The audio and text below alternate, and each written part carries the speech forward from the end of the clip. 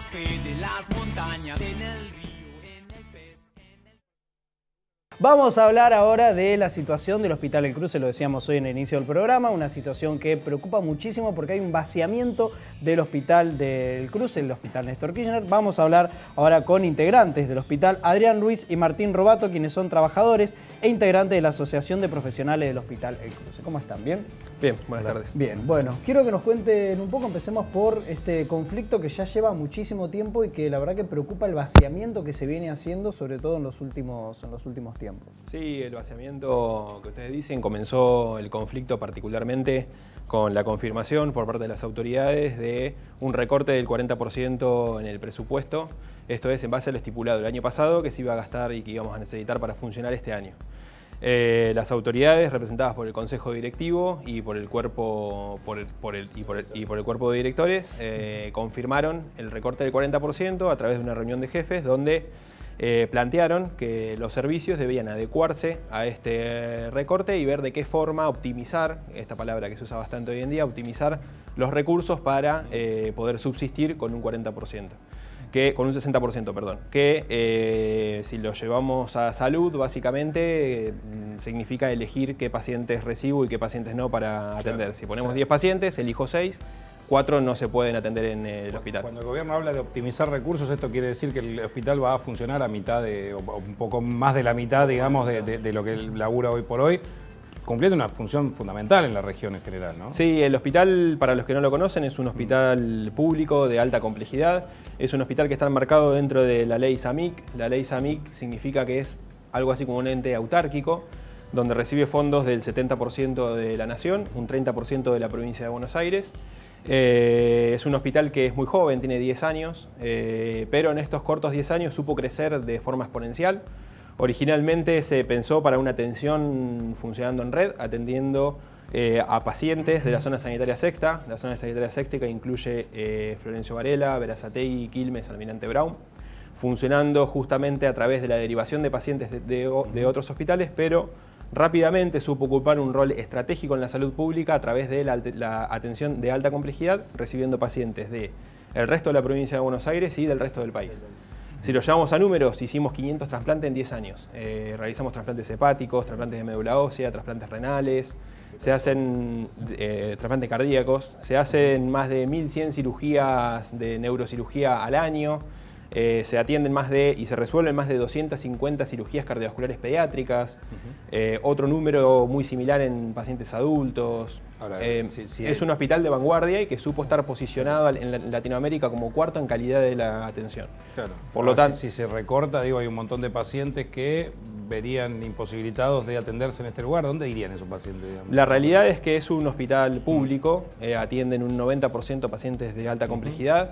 En un 90% de pacientes que no tienen obra social. Claro. Y la realidad es que la alta complejidad en el sector público somos el único hospital con la capacidad de tener este nivel de atención. Si recordamos, hace algunos años el servicio de cardiocirugía del Hospital de Niños de La Plata se cerró y el Hospital del Cruce fue el que dio respuesta a todo ese grupo de pacientes. Por lo tanto, si los pacientes que no tienen obra social no se pueden atender en nuestro hospital, básicamente no se pueden atender en ningún lado porque el otro lugar es el sector privado. Y la realidad es que si no tienen obra social no pueden acceder a este sector.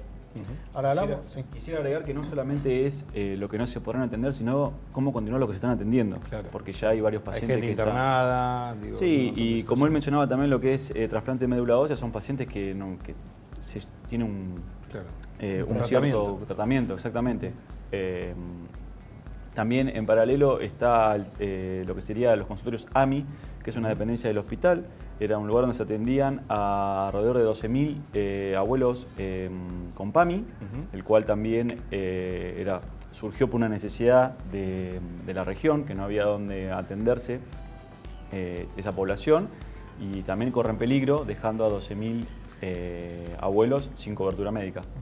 Ahora hablamos de un 40% menos o más de un 40% menos en el presupuesto, pero esto es sacándolo de los números y llevándolo a lo concreto. Digo, ¿es menos personal, menos insumos para el hospital? Digo, es todo un combo de menos cantidad de cosas. Digamos, pensar en un 40% de recorte no es que podés cerrar un sector, lo cual te tiene un impacto grandísimo, pero bueno, Pensar en un 40% de recorte significa menos insumos al ser de alta complejidad muy caros, menor cantidad de personal, porque la realidad es que el personal que se tiene no es una planta muy grande la que tiene el hospital, pensando en que solo tiene 10 años, se ha ido incorporando personal a medida que se fueron abriendo nuevas áreas. Entonces la realidad es que el nivel de personal respecto a la cantidad de trabajo está muy bien. Y en concreto somos 1.500 trabajadores, de los cuales más de 200 están contratados, los cuales son contratos semestrales que vencen el 30 de junio y al 15 de junio aún no habían sido renovados. Esto generaba mucha incertidumbre, mucha preocupación. A partir de la asamblea que hubo la semana pasada, que fue multitudinaria con más de 600 trabajadores, se consiguió una reunión con las autoridades del hospital que no nos venían recibiendo y se garantizó, entre comillas, la continuidad de los trabajadores.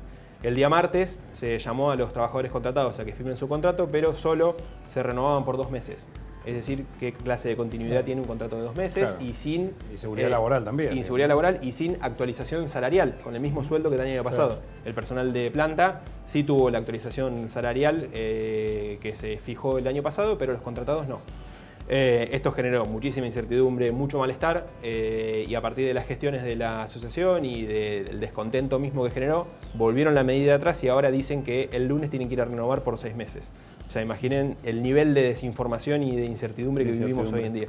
Sí, que también sigue siendo poco, digo, 6 meses para un trabajador, digo, sigue siendo... Sigue siendo poco. Veníamos con esa modalidad, así que no nos sorprende, o sea, en ese caso era son 6 meses, son 6 meses de contrato y a los 6 meses un pase a planta permanente, que esos pases a planta permanente están totalmente frenados por básicamente la falta de presupuesto. Claro, claro, y además ahora va a haber cada vez menos presupuesto, esta confirmación por lo menos desde el gobierno. En estos últimos años, desde el cambio de gobiernos, ¿ustedes ya sintieron un recorte en distintas áreas del hospital? En realidad lo que empezó a pasar fue cambios en la gestión, es decir, cambios en la forma de gestionar. Si pensamos, es un hospital que comparado con el resto de los hospitales tiene una espalda, por llamarlo de alguna forma, un poco más grande para sostener estos recortes, que ya se agotó completamente, claro. Pero lo que se empezó a ver es cambios en la forma de gestionar y optimizaciones. Entonces empezamos a ver que empezaban a faltar cosas, que recortaban ciertas cuestiones, pero podíamos subsistir. En ejemplos claros, a principio de año las compras se empezaron a retrasar cada vez más, se hacen compras por periodos de 6 meses, se empezaron a retrasar cada vez más, siempre con excusas burocráticas. Vamos a cambiar esta forma de pedir esto, vamos a cambiar esta forma de gestionar, vamos a pedir este documento, vamos a pedir esta cuestión acá, y con eso fueron ganando 2, 3, 4 a 5 meses que no ingresaban los insumos que correspondían y vos tenías ese respaldo que todavía te quedaba en base a la gestión pasada. La realidad es que eso hoy ya no existe más, claro. Y para el segundo semestre se plantean recortes de entre el 25 y el 50% en insumos. Y ejemplos tangibles. Sí, es muchísimo, es muchísimo. El hospital, al ser un hospital de alta complejidad, con muchos pacientes pediátricos internados, donde las madres y los mismos pacientes a veces no pueden tomar la leche materna, requieren de agua potable para preparar las mamaderas. El agua potable no existe más en el hospital, porque parte del recorte fue sacar los bidones de agua potable de los servicios.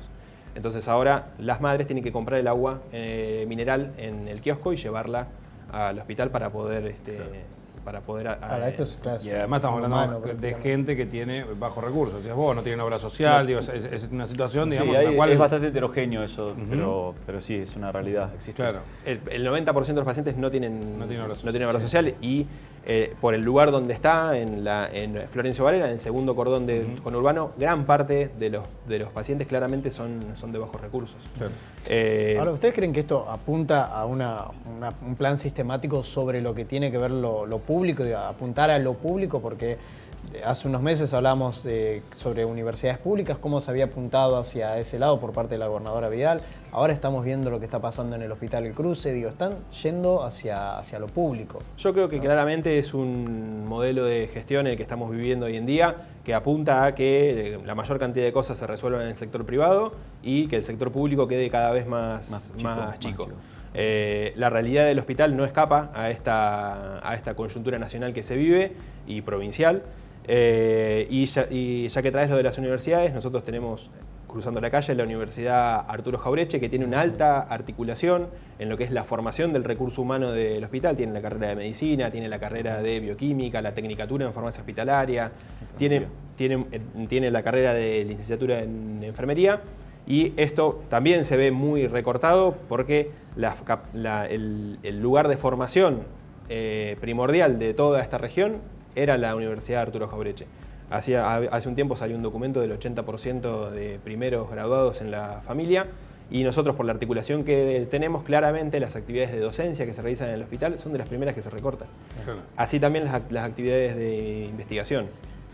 Hay un instituto de neurociencias en el hospital que desarrolla la investigación en epilepsia refractaria y en otras patologías, que es de vanguardia a nivel nacional e internacional. Hoy en día ese instituto se ve altamente recortado y altamente dificultado de investigar. Mañana van a estar realizando un abrazo solidario, ¿no? Claro, eso es lo que te quería comentar. Sí. La asamblea que comentaba él de todos los trabajadores, en primer lugar quería destacar que fue una asamblea sin ningún tinte político partidario, porque había compañeros nuestros de todos los colores políticos, unidos solamente por el amor al hospital, compañerismo al resto de los trabajadores y por querer informarse en principio, porque la verdad que reinaba la incertidumbre, y buscar una solución. Lo primero que pensamos todos, esto se decidió en una asamblea, fue visibilizar el conflicto que existía, porque realmente yo creo que cuando lo empezamos a visibilizar, todo el mundo nos decía, esto está pasando en realidad en el cruce, no se podía creer, porque realmente siempre fuimos bastante como una burbuja respecto a los otros hospitales, y en este caso nos pareció importante visibilizarlo, y realmente tuvimos una gran adhesión, mucho apoyo, y una de las decisiones fue realizar un abrazo solidario mañana a las 11 de la mañana en el hospital, en el playón del hospital nos estaríamos juntando, y bueno.